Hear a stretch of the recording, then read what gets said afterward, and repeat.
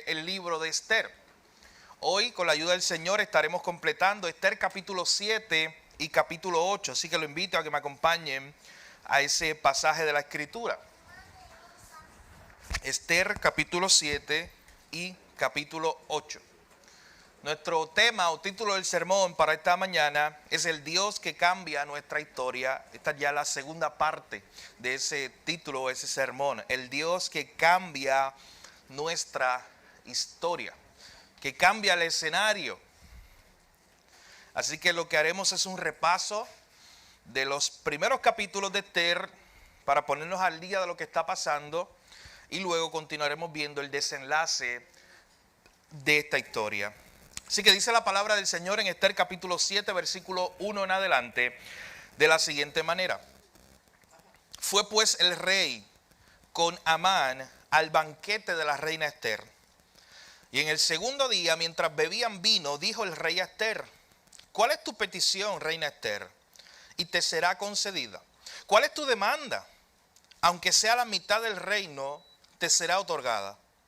Entonces la reina Esther respondió y dijo: oh rey, si he hallado gracia en tus ojos, y si al rey place, sea dada mi vida por mi petición, y mi pueblo por mi demanda. Porque hemos sido vendidos, yo y mi pueblo, para ser destruidos, para ser muertos y exterminados. Si para siervos y siervas fuéramos vendidos, me callaría. Pero nuestra muerte sería para el rey un daño irreparable. Respondió el rey Asuero y le dijo a la reina Esther: ¿quién es? ¿Y dónde está el que ha ensorbecido su corazón para hacer esto?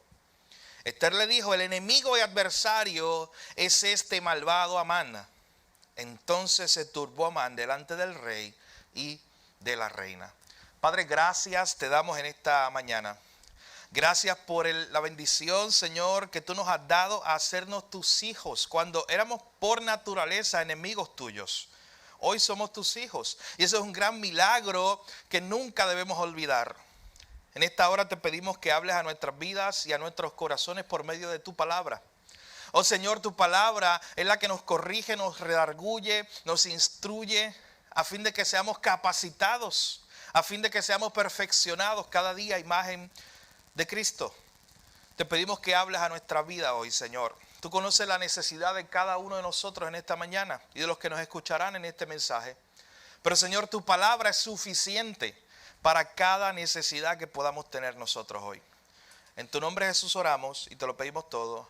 Amén. ¿Tú has escuchado alguna vez la frase: me cambiaste los muñequitos? Es una frase que yo no me crié en un contexto donde se usaba. O sea, mis padres no lo usaban. Yo no me crié, por alguna razón no usaban esa frase. Yo la vine a escuchar después. Y al principio en realidad no la entendía. No entendía lo que querían decir con eso, como que me cambiaste los muñequitos. Pero luego que entendí el término, la idea, hasta yo uso la frase. Esa frase que tiene que ver con: oye, me cambiaste los planes. Me cambiaste los muñequitos. Es que como cambió el escenario. De momento esto es lo que yo pensaba que iba a pasar y los muñequitos cambiaron. Pasó totalmente otra cosa. Y hay dos escenarios que tú enfrentas en la vida constantemente que pueden aplicarse a esa idea de que te cambiaron los muñequitos, que cambió el escenario, que cambió de pronto las cosas. Y tú puedes pasar en segundos, mi hermano, de la alegría o del gozo al lamento, pero también es posible viceversa, pasar del lamento a una gran alegría en segundos. Usted puede estar hoy un día muy feliz y muy contento y recibir una llamada que lo ponga triste, que le cambie el escenario. Usted puede estar muy feliz y muy contento y recibir una mala noticia que de estar gozoso le cambia el escenario, le cambia sus emociones en ese momento. Pero de igual forma también usted puede estar hoy muy triste y escucha una noticia que le cambia la vida. Y usted pasa en segundos del lamento al gozo o del gozo al lamento. Así es, eso es parte de vivir en un mundo caído y es parte de nuestra experiencia como seres humanos. Pregúntele a los fanáticos del Miami Heat. Yo no sé si usted ve baloncesto, yo sí. Me acosté a las 11:30 viendo el juego. Pero anoche pasó algo muy interesante. El Miami Heat, equipo de baloncesto, está jugando contra el equipo de Boston. Están en la cancha local del equipo de Miami. Vienen de atrás, al parecer iban a ganar el juego por un punto. Todo parecía que iba a haber una gran fiesta ayer en Miami. Imagínate la cancha llena. Si ganaban, pasaban a la final. Eso es un gran logro para un equipo de baloncesto profesional. Así que queda nada, un segundo de juego, queda muy poco de juego. Están perdiendo, o están ganando, perdón, el equipo de Miami por un punto. El otro equipo, el equipo de Boston, coge la bola, uno de ellos la tira y falla. Y todo el mundo empieza a celebrar, mi hermano. La gente empezó a celebrar. Y mientras ya la gente estaba celebrando con mucho gozo, uno del equipo de Boston viene muy calladito, coge un rebote, la tira y está la imagen en pausa, usted la puede ver. Yo no lo creía, yo tuve que verla muchas veces anoche. Y esta mañana la vi otra vez. 0.1 milésima, escuche bien, no un segundo, 0.1 milésima de segundo y está la imagen, que tú le das para atrás y para el frente y él ya soltó la bola. El de Boston. ¿Y sabe qué pasó? Usted tiene que ver las caras de los fanáticos allí en la cancha local de Miami, donde ya ellos estaban, muchos de ellos se estaban abrazando. Es más, quedaba todavía varios segundos, no se había acabado, y usted en baloncesto no puede hacer eso. Ellos se estaban ya abrazando, celebrando, gozo, mucho gozo. Y de momento revisan la jugada y el canasto es válido, porque con 0.1 milésima de segundo la encestó. Y ganó al equipo de Boston en la cancha de Miami. Eso fue muy difícil. Yo no soy fanático del equipo de Miami, pero yo no pude dormir por ellos. Me dolió mi corazón a mí, imagínense. Por la alegría que uno pensaba que iban a tener ellos en su propia cancha y pasar a la final. Y no pasó. Mi hermano, piense por un momento. Es un escenario que del gozo, la excitación, la alegría, la algarabía, estaban abrazándose. Yo creo que el tipo del confeti estaba a punto de apretar el botón para que cayera el confeti. Y de momento en 0.1 milésima de segundo el escenario cambia totalmente. Y lo que verán eran caras de frustración, caras de tristeza, incluso lágrimas de los fanáticos verdaderos. Aunque todavía tienen una oportunidad, un juego séptimo, pero habían lágrimas. Así que piensen por un momento cómo cambia el escenario. Eso es un juego de baloncesto. Pero usted sabe a lo que yo me refiero en nuestra vida. Cómo el escenario puede cambiar en segundos. De mucha alegría a una gran tristeza. Pero vuelvo y repito, también puede acontecer al revés. Y gloria a Dios por eso. Gloria a Dios, como veremos hoy, también hay escenarios donde desde mucha tristeza, de momento el escenario cambia a mucho gozo en el Señor. Así que usted y yo hemos estado viendo el libro de Esther. Y a través de este libro de Esther, capítulo 1 y 2, vimos cómo Dios prepara el camino. Recuerden que el libro de Esther no menciona a Dios explícitamente, pero ciertamente es la mano que está detrás moviendo todas las cosas. De hecho, siempre hay como alguien o algo que está detrás en el libro de Esther que está organizando las cosas. Nunca se menciona que es Dios en el libro, pero claro, nosotros sabemos que es Dios, el soberano, el que está controlando todo. De hecho, muchos se han preguntado, hubo hasta cuestionamientos de si incluir el libro de Esther o quitarlo de la Biblia. Hubo debates sobre eso. Hubo grupos que dijeron, no, ese libro de Esther no lo podemos tener en la Biblia porque no menciona a Dios. Hubo otros que, ¿sabes qué? Yo les mencionaba, los traductores de la Septuaginta añadieron porciones donde sí se mencionaba a Dios explícitamente. Porque ellos no podían concebir que un libro de la Biblia no se mencionara allí a Dios. Pero mi hermano, este libro de Esther, con una razón muy intencional, no menciona a Dios explícitamente. Y de hecho es un libro único y especial que tenemos en la Biblia, que nos ayuda a aquellos, a ti y a mí, que en ocasiones estamos en escenarios donde precisamente no vemos al parecer a Dios actuando. O no vemos a Dios por ninguna parte desde nuestra perspectiva humana. Y qué bueno que tenemos un libro en la Biblia que nos ayuda a navegar por esas aguas cuando no veo a Dios por ninguna parte. Lea y relea el libro de Esther. Porque ahí siempre hay un empuje, como que hay algo detrás, hay alguien detrás que como que está sosteniendo todas las cosas o las está dirigiendo hacia unos propósitos. Por eso el capítulo 1 y capítulo 2 de Esther le titulamos así: Dios prepara el camino. Porque comenzaron a acontecer una serie de cosas en ese libro. Comenzaron a acontecer una serie de acontecimientos, valga la redundancia, que llevaron a que la reina Esther, una joven o la joven Esther, una mujer judía sin ninguna preparación o riquezas para ella llegar a un puesto tan alto, llegara a ser la reina del imperio persa. Dios preparó todas las cosas. Luego usted pasó la página conmigo y vio la segunda escena. Recuerde que hemos estado viendo como una película. Y en esa segunda escena, el capítulo 3 de Esther, le titulamos Cuando todo parece estar perdido. Porque si usted solamente tiene el capítulo 3 de Esther, mi hermano, todo está perdido. Porque usted sabe de qué trata ese capítulo. Recuerda, haga memoria, Amán aparece en escena. Amán es descendiente de los amalecitas, los enemigos, los primeros enemigos de Israel que quisieron destruir al pueblo allá en los primeros libros de la Biblia. Y tenemos a Amán haciendo un plan para derrotar, eliminar por completo a todos los judíos. Y usted dice, oye, pero eso no es un problema. Sí, es un problema grande en la Biblia, el que eliminaran a todo el pueblo de los judíos. ¿Sabe por qué? Porque había una promesa dada a Abraham. Porque habían promesas que estaban allí. Habían promesas que decían que de este pueblo vendría precisamente el Salvador. Así que al parecer la promesa de que un Salvador llegue de este pueblo estaba amenazada una vez más. Al parecer todo estaba perdido. ¿Sabe por qué decimos esto? Porque no solamente es que Amán tiene un plan. Es que cuando usted lee el capítulo 3, debe recordar que el rey, el que mandaba verdaderamente, le dio su aprobación. Mi hermano, le pusieron fecha al decreto. De ese momento a 11 meses, casi un año más o menos.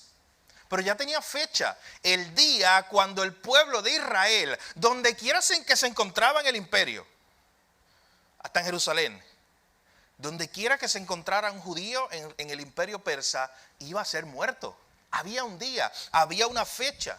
Así que todo parecía estar perdido. Y cuando todo parecía estar perdido, usted pasa a la página y ve la próxima escena. El capítulo 4 de Esther.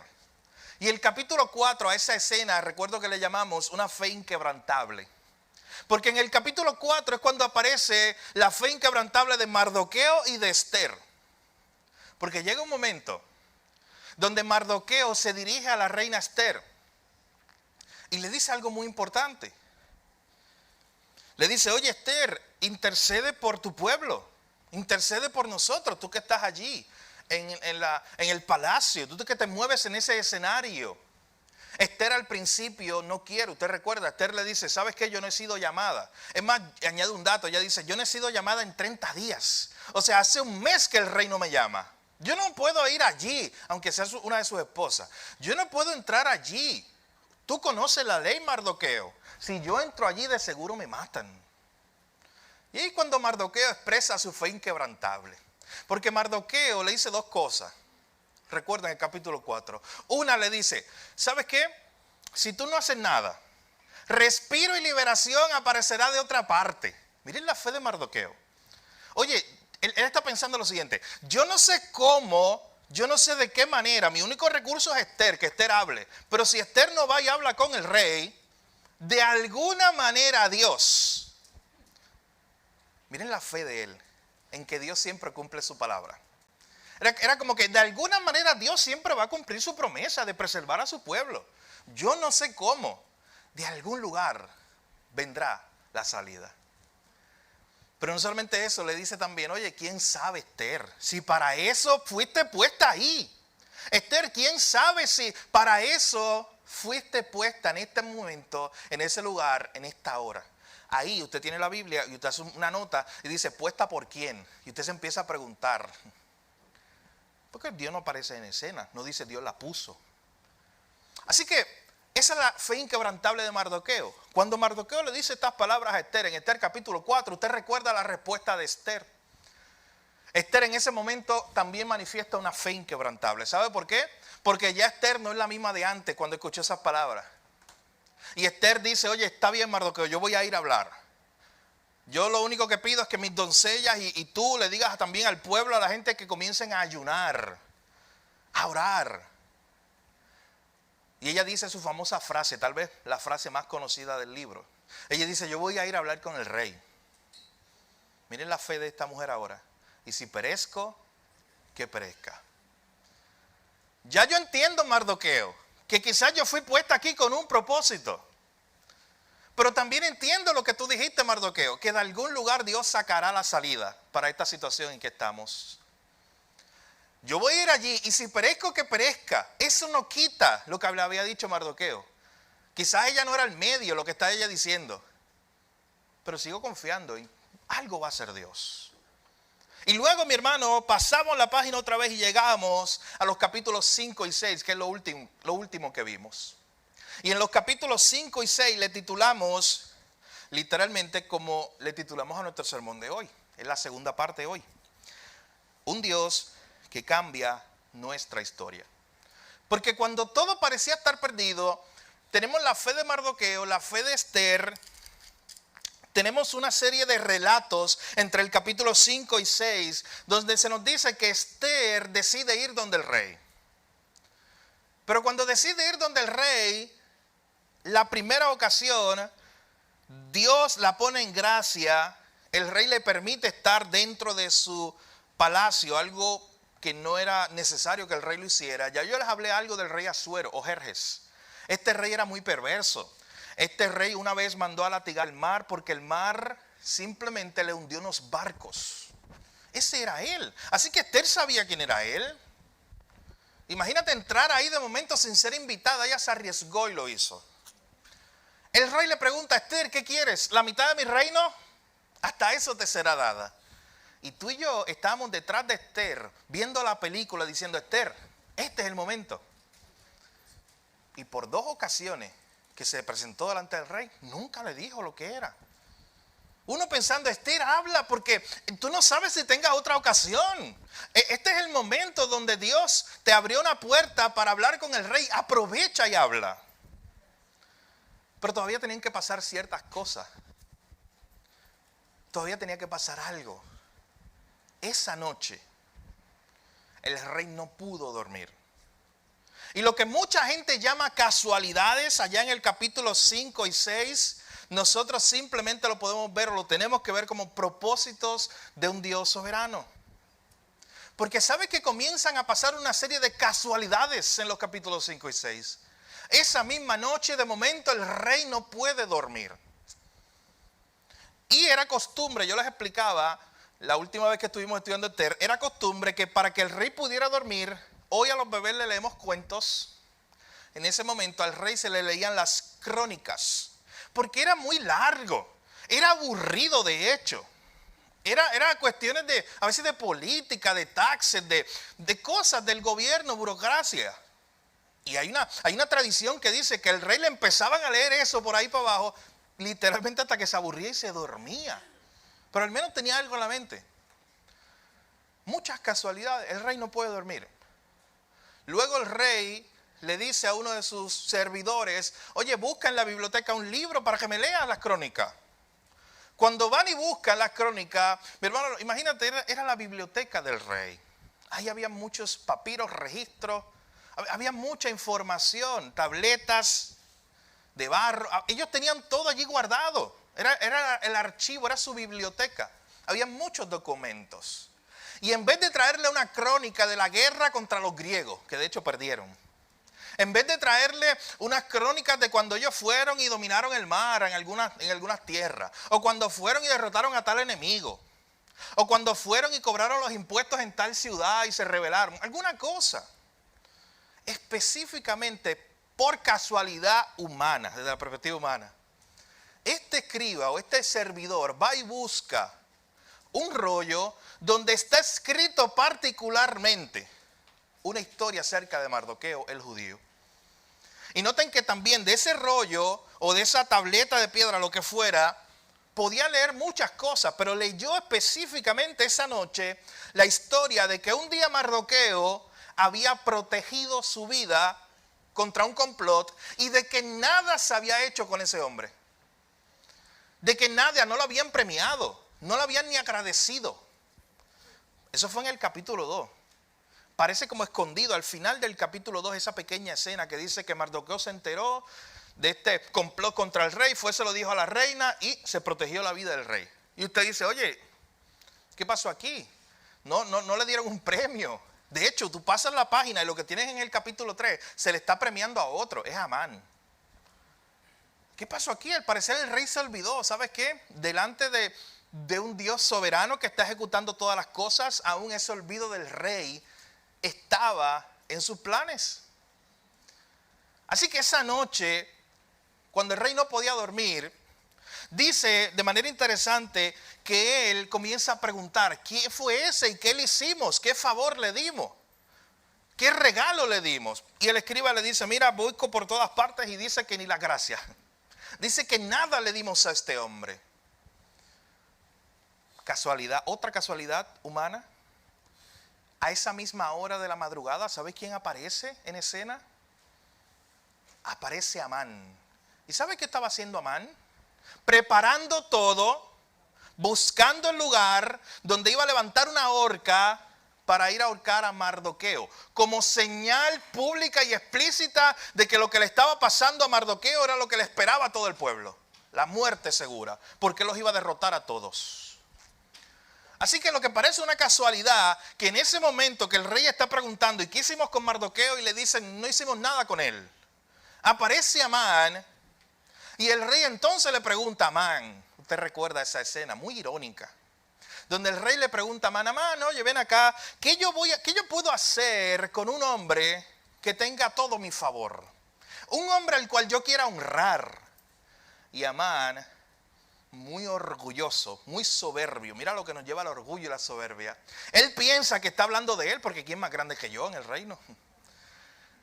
Y obviamente comienza a decir, oye, pues al hombre que tú quieras bendecir o honrar, ¿sabes qué tú vas a hacer? Le vas a dar tu anillo, tu ropa, una corona. No está pidiendo mucho. Y una cosa más, lo vas a montar en un caballo y que lo pasen por toda la ciudad proclamando a grandes voces, este es el hombre, o así se hace al hombre que el rey está honrando. Él pensaba, se imaginaba ya esa escena, donde él estaba montado en ese caballo pasando por toda la ciudad, recibiendo los gritos de la gente. Y todo se torna diferente, por eso el título, Dios cambia, el Dios que cambia nuestra historia, que cambia los escenarios en segundos. Porque de momento llega un punto donde el rey le dice, tremenda idea, prepárate para hacer eso con Mardoqueo. Prepárate para hacer todo lo que tú me estás diciendo con Mardoqueo. Y al final el comentario editorial que yo le decía que es mi favorito, cuando el rey le dice, no dejes nada de lo que has dicho. O sea, exactamente todo lo que tú dijiste, eso, hazlo con Mardoqueo. ¿Y usted se imagina la escena? De momento, Amán, ¿cómo le cambia el escenario? Y también yo los ponía a imaginar y le decía hace 2 domingos atrás, oye, piense en ese momento, porque no fue que un servidor o un publicano tuvo que ir a vestir a Mardoqueo con las ropas del rey. No, ¿sabe a quién le tocó? A Amán. Y Mardoqueo allí, tranquilo. Mientras estaba Amán vistiéndolo. No solamente eso, Amán fue el que tuvo que llevarlo en el caballo por toda la ciudad diciendo a grandes voces, así se hace con el hombre que el rey quiere honrar. Era una humillación muy grande para Amán, pero allí estaba. Y yo le decía a mi hermano en ese momento, y es parte de las aplicaciones de hoy también, porque es la misma historia conectada, que usted tiene que tener esa fe tan grande de creer que Dios puede cambiar los escenarios en segundos. Tomó una página para que Dios cambiara toda esta historia. Imagínense que usted nunca hubiera leído esta historia. Cuando la leyó por primera vez, todo parece estar perdido. Amán está, bueno, lo último que se decía de Amán, ¿sabe qué era? Que estaba con el rey bebiendo, disfrutando su fiesta, su victoria. De momento va pasando las páginas y se da cuenta que hay un cambio completo. Se revierte todo. Y eso es algo que hace el Señor. Tiene el poder para eso. Por eso, mi hermano, cuando nosotros estamos en una situación muy difícil, siempre el creyente, escuche bien, solo el creyente, el que no está en Cristo no puede tener esta esperanza. Pero el que es creyente, no importa aún la situación más difícil que esté, siempre puede tener esperanza en algo que va a ser Dios. Y más aún nosotros que estamos desde esta historia o desde este punto de la historia de la redención, cuando ya conocemos la cruz, cuando ya conocemos que el viernes parecía todo perdido y el domingo cambió la historia, porque Cristo resucitó. Así que podemos aprender, o parte de las lecciones que aprendemos en este libro es cómo Dios puede cambiar el escenario, cómo lo que parecen muchas casualidades son parte del propósito de Dios. Mi hermano, para un creyente, este tipo de cosas en nuestra vida que parecen casualidades, usted simplemente debe verlas como providencia. Llámale de esa forma mejor. La providencia de Dios. El control soberano que tiene Dios sobre todas las cosas. Así que lo último que habíamos visto allá en la historia de Esther, allí en la última sección del capítulo 6, es que Amán, cuando le tocó ir con Mardoqueo por toda la ciudad pregonando estas palabras, se sintió muy humillado y dijo que así, humillado y cubierto su rostro, no quería que nadie lo viera, se fue a su casa. Y de momento lo último que se nos dice allí en el capítulo 6 es que los eunucos del rey llegaron apresurados para llevar a Amán al banquete que Esther había dispuesto. Ya este era el segundo banquete que Esther había dispuesto y que había invitado a Amán. Pero recuerde que a este punto todavía el rey no sabe nada. Hasta este punto Esther no le ha dicho nada al rey. Eso es lo que veremos en esta mañana. Esa primera escena en el capítulo 7, donde lo que vemos es cómo se revierte la sentencia. Una sentencia revertida es lo que podríamos ver en esta primera escena del capítulo 7. Porque cuando estamos leyendo el capítulo 7, se comienza a decir desde el verso 1, el rey fue con Amán al banquete de la reina Esther. Y en el segundo día del banquete, mientras bebían vino, dijo el rey a Esther, ¿cuál es tu petición, reina Esther? Y te será concedida. ¿Cuál es tu demanda? Aunque sea la mitad del reino, te será otorgada. Note, mi hermano, que Esther tuvo mucha paciencia en Dios. Ella no solamente de la primera ocasión fue y le dijo al rey todo lo que quería decirle. No, ella invitó al rey Amán a un segundo banquete. En el primer día no pasó nada importante. Es en el segundo día de ese banquete donde el rey otra vez le pregunta, oye, reina Esther, tú me habías dicho algo, una preocupación que tú tenías. Para algo tú nos invitaste, nos convocaste a este banquete. Mi hermano, es la tercera vez que el rey pregunta. Ponte a pensar en algo. ¿No tenía el rey Jerjes algo más que hacer? ¿No tenía el rey Jerjes un imperio de 127 provincias, que nos dice el libro de Esther, que dirigir? ¿No tenía bastantes problemas en su cabeza el rey Jerjes? Pero todavía se acordaba, ya está la tercera vez. Él estaba impaciente por saber qué le pasaba a Esther. Mi hermano, usted tiene que ver eso a la luz del Proverbio 21, que hemos citado mucho en esta serie, que dice que el corazón del rey está en las manos de Dios y que Dios lo inclina a donde Él quiere. El corazón de este rey pagano estaba en las manos de Dios. Era Dios que le estaba poniendo una y otra vez esto en la mente al rey, al punto de que no se olvidara. El rey se pudo haber olvidado. Y Esther, perdiste tu oportunidad, Esther. Pero no, esta es ya la tercera vez donde el rey insistentemente le dice, Esther, cuéntame cuál es tu petición y te será dada. Vemos una vez más, mi hermano, la mano del Dios soberano dirigiendo el corazón del rey para que insista en esta pregunta. Así que llega el momento de la verdad para Esther. Llega el momento que tú y yo estamos esperando, cuando Esther por fin se va a atrever a hablar con el rey. Versículo 3 del capítulo 7. Entonces la reina Esther respondió y dijo: oh rey, si he hallado gracia en tus ojos, y si al rey place, séame dada mi vida por mi petición y mi pueblo por mi demanda. Porque hemos sido vendidos, yo y mi pueblo, para ser destruidos, para ser muertos, para ser exterminados.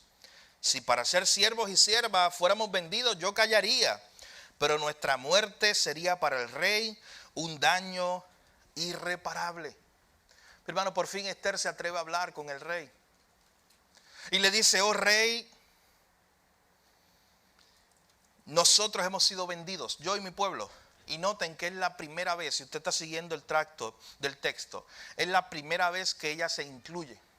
Es la primera vez que ella revela públicamente delante del rey que ella es judía. En el texto ella no ha hecho esto hasta este punto. Es la primera vez que ella dice: ¿sabes qué? Noten que ella no está diciendo: oye, yo te vengo a hablar de un pueblo al cual Amán quiere destruir. Un pueblo allá ellos, un pueblo externo, no. Ella está diciendo: yo te vengo a hablar de mí y de mi pueblo. Porque hemos sido, noten los términos, hemos sido vendidos para ser destruidos, muertos y exterminados. Si fuera para que fuéramos esclavos, yo no tendría problema. Pero lo que está ocurriendo, rey, es que nosotros hemos sido vendidos para ser destruidos, muertos y exterminados. Noten la idea de lo que estaba pasando aquí. Ella le está diciendo al rey que el plan era destruir el pueblo de Dios. Mi hermano, y detrás de eso hay una fuente de maldad. Detrás de eso está Satanás con esa misión o ese plan de destruir el pueblo de Dios. De destruir para que al parecer la promesa no se cumpla. De exterminar, de hacer morir, de destruir de una vez y por todas ese pueblo para que nunca se cumpla la promesa del Mesías. Así que ella se incluye y ella dice: mi pueblo es el que está en peligro. Usted sabe que muchos comentaristas bíblicos, mientras yo preparaba este sermón, veía, lo vi más de una ocasión, muchos comentaristas bíblicos decían que aquí hay como una pequeña alusión a una escena en Éxodo capítulo 7, cuando Moisés se para delante de Faraón, intercede por su pueblo. Porque cuando Moisés se para delante de Faraón le dice: deja ir a mi pueblo. Esas son palabras de parte de Dios que Moisés le estaba diciendo a Faraón. Deja ir a mi pueblo. Así que tenemos aquí a Esther en este momento diciendo: mi pueblo está en peligro. Mi pueblo está en peligro de ser destruido. Mi pueblo está en peligro de desaparecer por completo. Mi hermano, entonces llega un punto en el versículo 5 y 6 donde es un momento de gran tensión. Como les he dicho antes, si estamos imaginando como una película, este es el momento donde Cheito pone una música de tensión. Porque lo que viene ahora es la pregunta entonces del rey, cuando le dice: oye, ¿quién es? ¿Y dónde está el que ha ensoberbecido su corazón para hacer esto? ¿Quién es el soberbio que se atrevió a hacer esto? A hacer un plan para destruir a todo un pueblo, incluyendo tu pueblo. ¿Quién hizo esto? Versículo 6 es el momento de la verdad. Recuerden que en ese banquete, ¿quién estaba? Estaba el rey, estaba Esther y estaba Amán de invitado. Él estaba allí. Esther le dijo: el enemigo y adversario es este malvado Amán. Usted se lo tiene que imaginar con toda la tensión de esa escena cuando usted ha visto una novela o una película o una serie. Toda la tensión cuando le dice: este es el malvado, y sale la música. Este es él. Este es el que ha planificado todo este mal contra el pueblo. Este es el malvado Amán. Entonces, por primera vez o por segunda vez, porque ya Amán había sido humillado, pero ahora vemos el miedo de Amán. Dice la última parte del verso 6: entonces se turbó Amán delante del rey y de la reina. Llegó el momento cuando Esther pudo decirle de una vez y por todas: este es el malvado, este es el hombre que ha planificado toda esta destrucción y toda esta maldad.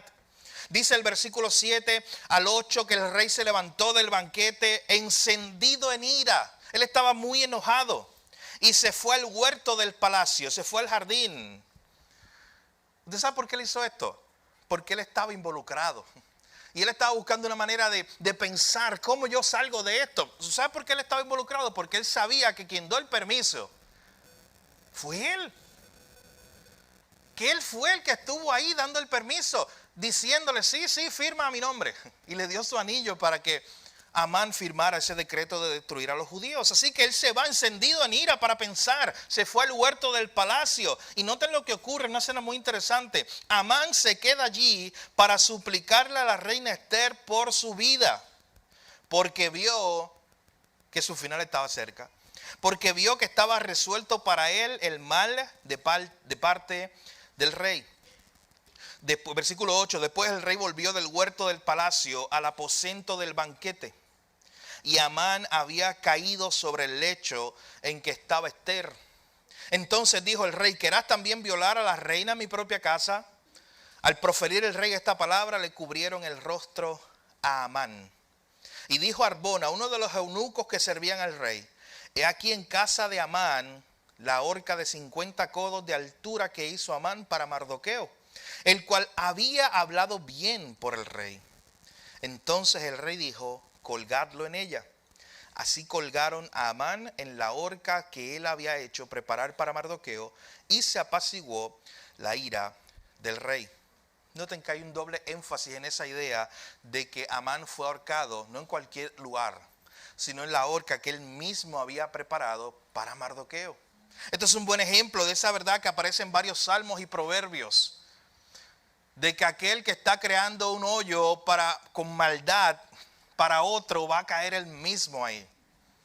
De que aquel que está haciendo una fosa con mucha maldad para otro, al final él mismo caerá en esa fosa. El libro de Salmo y Proverbio está lleno de esa imagen, de cómo los enemigos, los impíos, crean fosas, hoyos para los hijos de Dios o para el pueblo de Israel, y ellos mismos al final caían en eso. Esto es un buen ejemplo de cómo Dios es el que se encarga de defender a su pueblo. Mi hermano, no es simplemente para mencionarlo. Pablo de pasada, que él dice en el libro de Romanos, citando la escritura del Antiguo Testamento, de hecho: mía es la venganza, dice el Señor, yo pagaré. Mi hermano, hasta este punto, piense, Amán está siendo ahorcado. ¿Dónde está Mardoqueo? Piense por un momento, Mardoqueo está con un cartel frente al palacio del rey exigiendo la cabeza de Amán. Está Mardoqueo en ese momento diciendo: vamos nosotros con toda la ley que tenemos ahora, porque ahora Amán es enemigo del rey, exigiendo la muerte. Mi hermano, tenemos en este momento un buen ejemplo de un Mardoqueo descansando en Dios, descansando en que Dios se iba a encargar de sus enemigos, descansando. Oye, no es el momento para Mardoqueo, desde la perspectiva humana, ensorbecerse él, enorgullecerse él. Imagínatelo, mientras estaba montado en el caballo con la corona, con la ropa, y Amán mismo diciendo: oye, todos honren a Mardoqueo. Era el momento para humillarlo humanamente, así es que se piensa en términos humanos. Era el momento para él procurar la maldad y estar detrás del rey diciéndole: oye, este hay que liquidarlo. Mi hermano, pero por alguna razón no aparece nada en escena de Mardoqueo en este punto. Y eso es muy interesante que ocurra, porque Mardoqueo va a aparecer ahora y va a ser una figura muy importante en el resto del libro. Pero Mardoqueo no estuvo en ese momento. Simplemente él confió en Dios una vez más y el Señor se encargó de los enemigos de él. Así que este hombre, Amán, es colgado. Pero antes de eso, miren lo que ocurre. Los comentaristas bíblicos analizan esta idea de qué ocurrió con Amán. ¿Por qué dice en este versículo que mientras él estaba rogando a Esther, dice allí en el versículo 8 que Amán cayó sobre el lecho o sobre el asiento o la cama que estaba Esther sentada en ese banquete? Y hay unos que dicen, oye, ¿qué pasó? Se tropezó allí y se cayó. Y eso puede parecer otra casualidad. En el momento que entra el rey, está allí. O también otros dicen, oye, o Amán en realidad no había entendido la gravedad del asunto. Amán no había entendido lo que estaba pasando y simplemente él estaba como Juan por su casa y aprovecha la situación para sentarse allí con la reina y seguir suplicándole y hablando con ella. Había una ley que decía que tú no podías estar a 7 pasos de la esposa del rey. Era la ley persa. Habían 7 pasos que me tenían que distanciar siempre de la esposa del rey. Y en este momento, Amán tiene la conciencia tan cauterizada también que ni eso respeta. Y dice que está allí con la reina Esther. El rey entra en ese mismo momento. Otra escena donde todo parece casualidad, que el rey entra en el mismo momento. Y si algo le faltaba para convencerse de que había que derrotar y mandar a matar a Amán, era algo como esto. Era pensar que Amán se quería propasar de su esposa, allí en su misma casa. Así que eso fue lo que él vio. Y dijo que ahí él estaba aún más enojado y rápido lo mandó a la horca. Y uno de los servidores del rey le dice, oye, hay una horca preparada, la que él mismo preparó para Mardoqueo. Y allí colgaron a este hombre. Y usted piensa, oye, se acabó la historia. Ya Amán fue derrotado. Próximo libro para predicar, ¿cuál es, pastor? Pero ¿sabe qué? Aquí no ha acabado todo. Porque todavía hay un decreto firmado por el rey. Hay un problema. El enemigo que ideó ese decreto está muerto. Pero ya hay un decreto firmado por el rey que ya se distribuyó en todo el imperio. Ya hay una fecha específica donde ese día se va a destruir a todos los judíos. ¿Qué hacemos ahora? Pasa la página, mira el capítulo 8.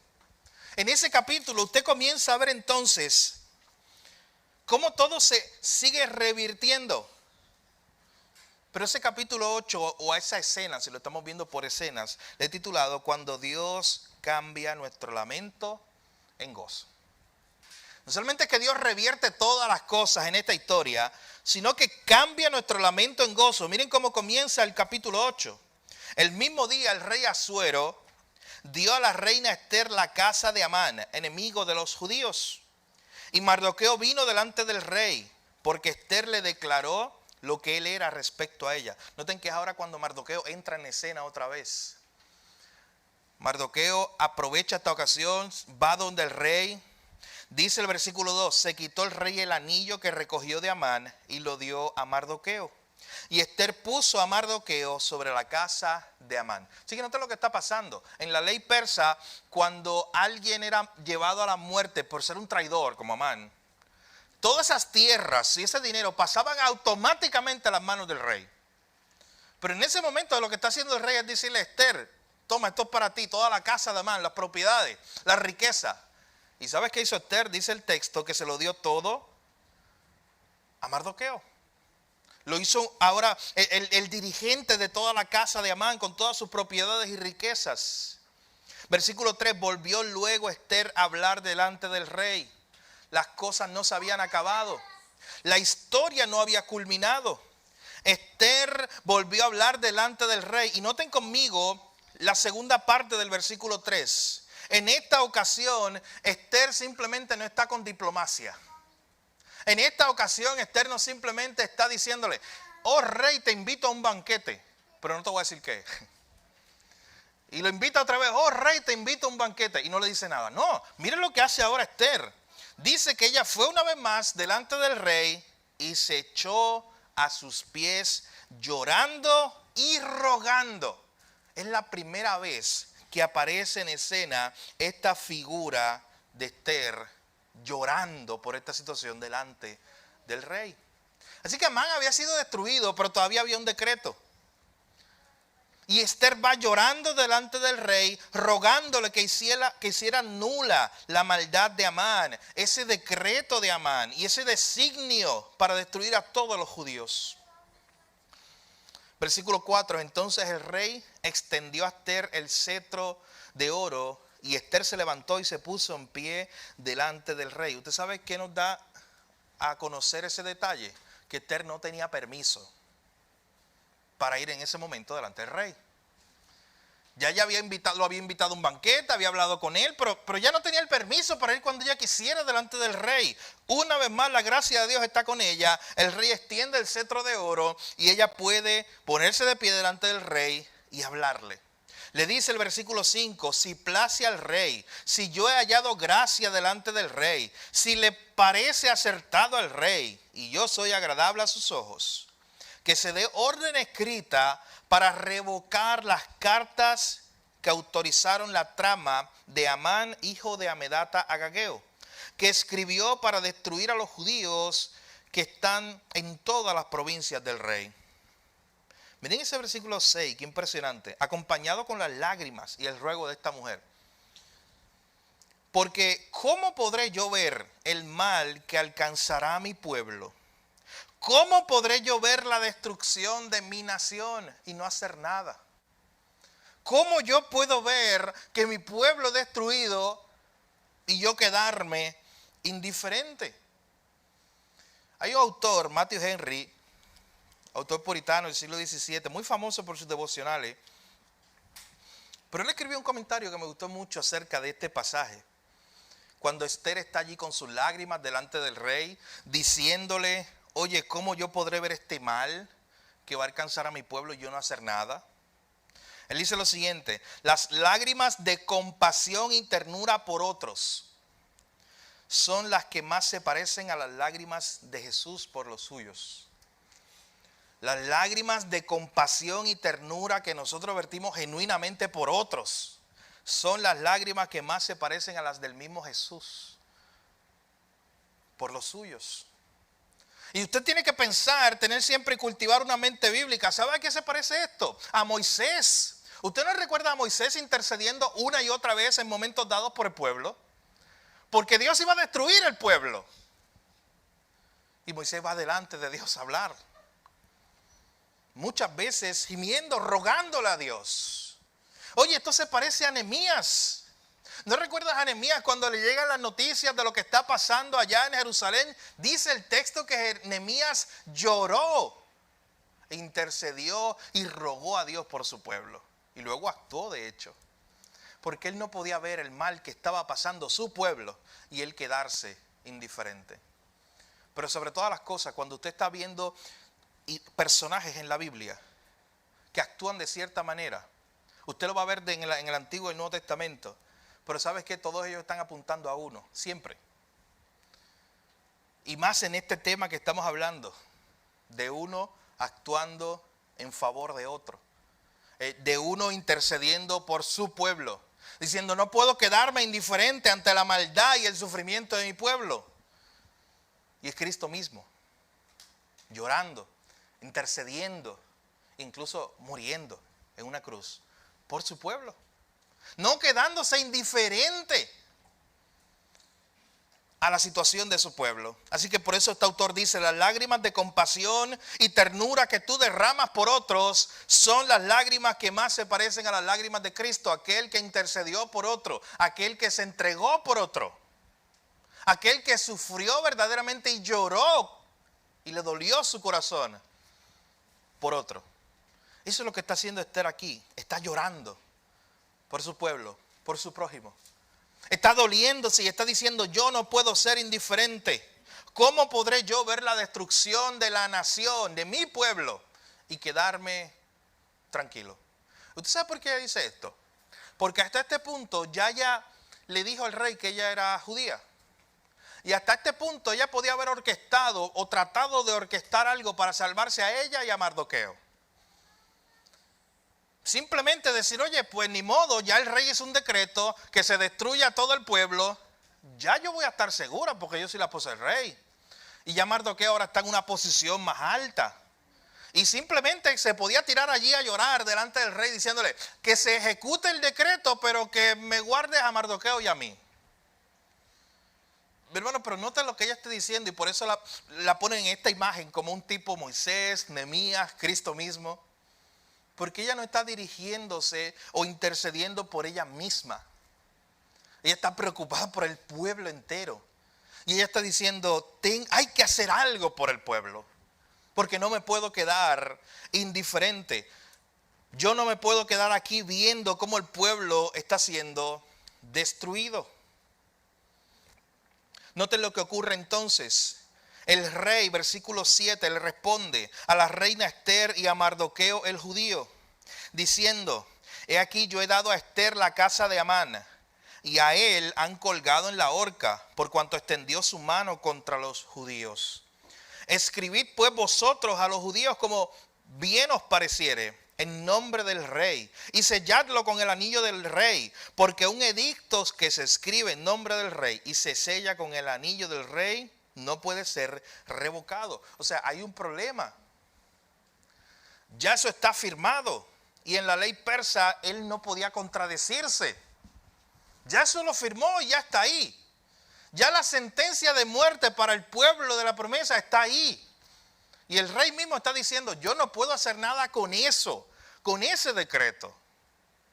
Lo más que puedo hacer es hacer otro decreto, dándote también mi autorización, para que el pueblo de los judíos, ese día que ya está programado, que van a ir a destruirlo, ese pueblo se defienda, ese pueblo se prepare.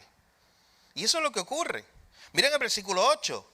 Escribid pues vosotros a los judíos como bien les pareciere, en nombre del rey, séllenlo con el anillo del rey.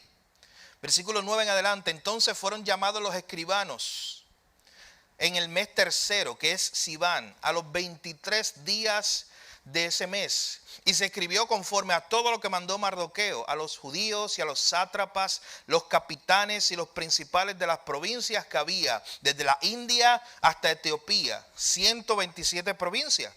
A cada provincia según su escritura y a cada pueblo según su lengua, y a los judíos también conforme a su escritura y su lengua. Hermano, cuando dice aquí que los escribas se reunieron para escribir otro decreto nuevo en nombre del rey, noten que nos da la fecha. Dice que esto aconteció en el mes tercero, a los 23 días de ese mes. Cuando se está escribiendo este decreto, habían pasado 2 meses desde que Amán había planificado todo la destrucción del pueblo. Aún faltaban 7, 8 meses más para que se destruyera el pueblo de Israel. Así que al menos estaban a tiempo, al parecer. Se hace este nuevo decreto. Versículo 10. Se escribió en nombre del rey Asuero. Lo selló el rey y envió cartas por medio de correos montados en caballos veloces, procedentes de los repastos reales. Que el rey daba facultad a los judíos que estaban en todas las ciudades, para que se reuniesen y estuviesen a la defensa de su vida, prontos a destruir y matar y acabar con toda fuerza armada del pueblo o provincia que viniese contra ellos, aun sus niños y mujeres, y apoderarse de sus bienes. En un mismo día, en todas las provincias del rey Asuero, en el día 13 del mes 12º, que es el mes de Adar. Versículo 13, la copia de este edicto que había de darse por decreto en cada provincia para que fuese conocido a todos los pueblos, decía que los judíos estuviesen preparados para aquel día, para vengarse de sus enemigos. Los correos pues montados en caballos veloces salieron a toda prisa por la orden del rey, y el edicto fue dado en Susa, capital del reino. Hay un énfasis constante aquí diciéndonos que esto tenía prisa, que fueron los caballos del rey los que fueron enviados, los más veloces, para que este mensaje nuevo llegara. Pero miren cómo culmina todo. Versículos 15 al 17. Salió Mardoqueo delante del rey con su vestido real de azul y blanco, y una gran corona de oro, y un manto de lino y púrpura. Miren toda esta descripción que se nos da de Mardoqueo ahora como un hombre muy importante en la corte del rey. La ciudad entonces de Susa se alegró y se regocijó. Y escuchen bien lo que ocurre ahora, cuando la gente empieza a enterarse de que hay un nuevo decreto. Los judíos tuvieron luz y alegría y gozo y honra. Y en cada provincia y en cada ciudad donde llegó el mandamiento del rey, los judíos tuvieron alegría y gozo, banquete y día de placer. Y eso no es todo. Y muchos de entre los pueblos de la tierra se hacían judíos, porque el temor de los judíos había caído sobre ellos. Mi hermano, eso es solamente algo que puede hacer el Señor. Porque miren lo que está ocurriendo, hay un decreto nuevo. El pueblo empieza a alegrarse, los judíos empiezan a alegrarse. De hecho, usted tiene que contrarrestar esta respuesta de alegría y gozo ante este decreto. Porque son buenas noticias, ya no vamos a morir, ya no tenemos esta sentencia en contra de nosotros. Usted tiene que compararlas con el capítulo 4, particularmente el versículo 3, donde decía que cuando ese decreto original de Amán llegó a las ciudades, mira lo que ocurría. En cada provincia y lugar donde el mandamiento del rey y su decreto llegaba, tenían los judíos gran luto, ayuno, lloro, lamentación, cilicio y ceniza. Era la cama de muchos. Usted compare eso con esto que se nos dice al final, que cuando los judíos ahora leyeron el nuevo decreto, tuvieron luz, alegría, gozo y honra, banquete, día de placer. Mi hermano, ¿cómo ocurre esto? Por eso esa sección la llamamos cuando Dios cambia nuestro lamento en gozo. De hecho, hay muchos salmos, no los vamos a ver, ya con esto estamos culminando. Pero hay muchos salmos que hablan de esta idea. Salmo 126, aquellos que sembraron con tristeza y lágrimas, dice el Salmo 126, segarán con gozo y alegría. Aquellos que les tocó sembrar y pasar el tiempo de mucho dolor y lamento, luego vendrá la alegría para ellos. Un cambio de lamento a gozo. Pero también está el Salmo 130, o el Salmo 30, perdón. Versículos 11 y 12. Precisamente dice así: Señor, tú has cambiado mi lamento en baile. Tú has cambiado mi lamento en gozo. Señor, tú me has ceñido, tú me has dado alegría. Tú has cambiado mi lamento en gozo. David, el salmista, había experimentado eso muchas veces. Este pueblo lo está experimentando, mis hermanos. Dios estaba cambiando su lamento, su día de tristeza en un día de banquete. Su día de lloro en un día de alegría. Eso lo estaba haciendo Dios. De hecho, ¿sabe qué dice el Salmo 30? El salmista decía: y no estaré callado. O sea, yo quiero alabar a Dios. Yo quiero vivir para Dios cantando alegremente por esto que ha ocurrido. Porque esa era mi situación de lamento y lloro y llanto. Y de momento Dios cambió mi escenario, Dios cambió mi vida. Y ahora me ha dado gozo y alegría. Y por último, esa última sección donde presenta a los pueblos de la tierra haciéndose judíos, porque el temor de los judíos había caído sobre ellos.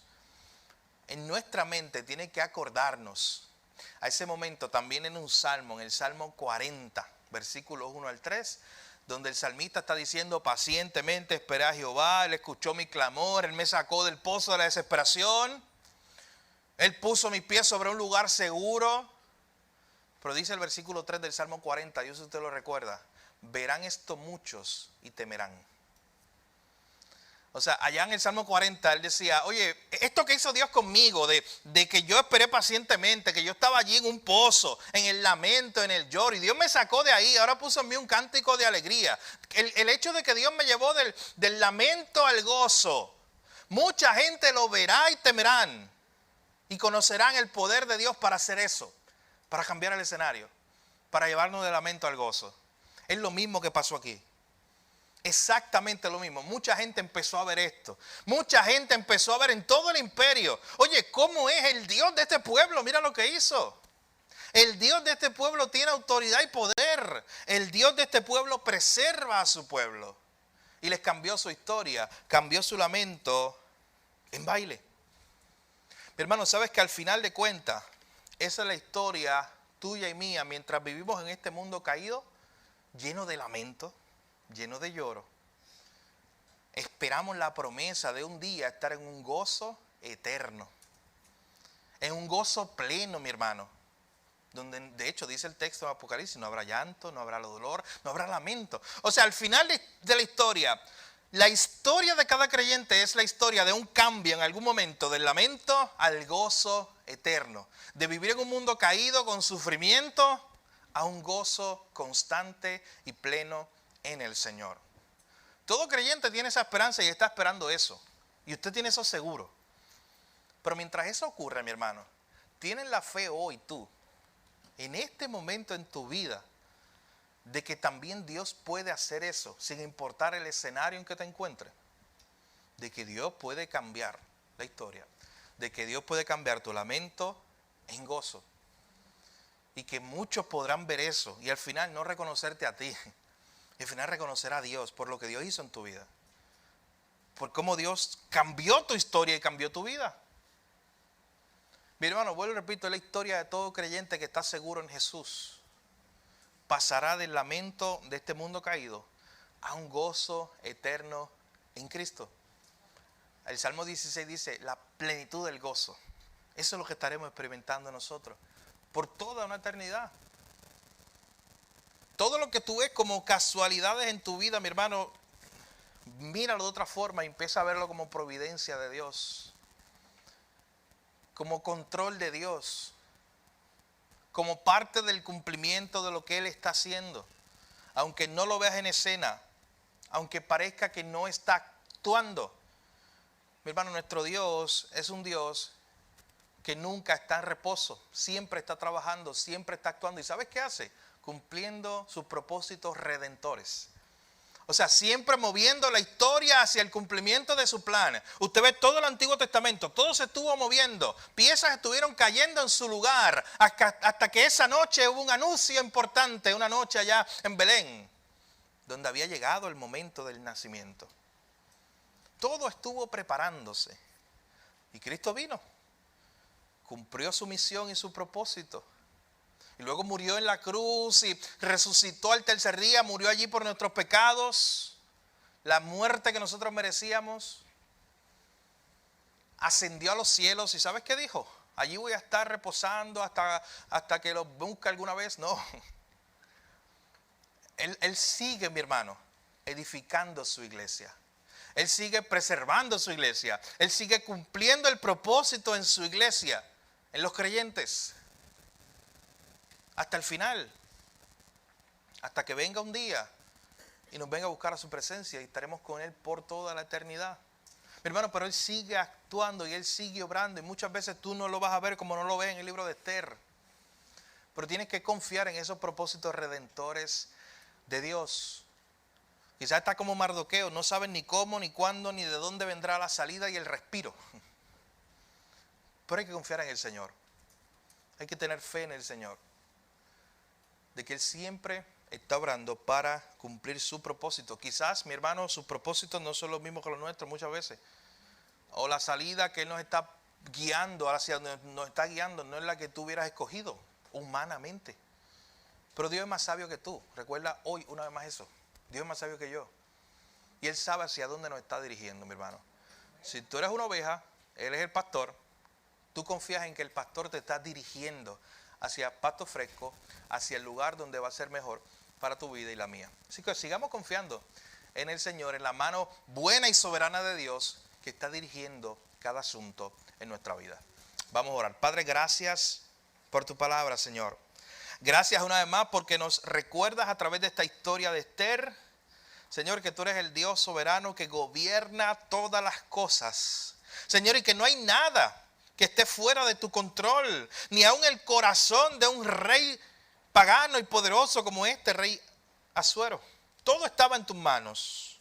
Señor, tú tenías un plan, aunque Mardoqueo no lo entendiera ni supiera cuál era, aunque Esther no lo entendiera ni supiera cuál era ese plan, aunque el pueblo judío no lo entendiera y en el inicio estuvieran en lamento, en dolor, en sufrimiento.